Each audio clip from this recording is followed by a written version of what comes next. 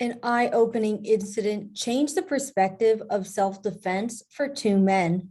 Brenda here with Byrna Technologies. Listen in on what they said happened and why Byrna is now their choice for everyday carry. I had an incident earlier in the year, late spring, early summer, road rage incident.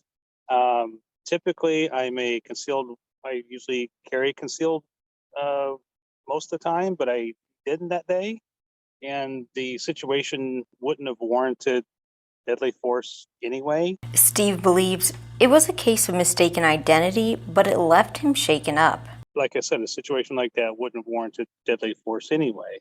So I started looking into non-lethal options. And of course, the tasers came up, and then the pepper spray came up, and this and that. But I wanted something that could separate myself a little bit more. His research for less lethal options led him to Byrna, and he was immediately sold. The sheer fact that the CO2 is not punctured until you pull the trigger for the first time is what sold me on it. Glenn told me about a tagline used during his law enforcement days, "Take the close out of closeness," and said the Byrna reminds him of that. This fell right in line with that, giving yourself another degree of separation to the aggressor and being able to get out of Dodge and allow law enforcement to do their job instead of being part of the problem. Glenn and Steve admit that they questioned if the Byrna was truly effective at 60 feet. We went into a building and we measured out 60 feet just to see if it was lived up to the hype.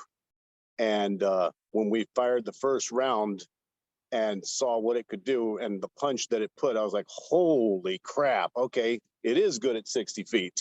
This is living up to the hype. After the first test, they continued to try out the Byrna through various conditions and even shot the pepper projectiles. It's nasty. Game over. It's nasty. The men discuss use of force extensively, namely because of their law enforcement and military backgrounds. They told me they would only use lethal force if it was a matter of life and death. I always like to use the analogy of an old cartoon with a bank robber, going out of a bank with big bags of money. I care less. You could be running out of Target with a handful of, I don't care. I'm not going to ever brandish my weapon.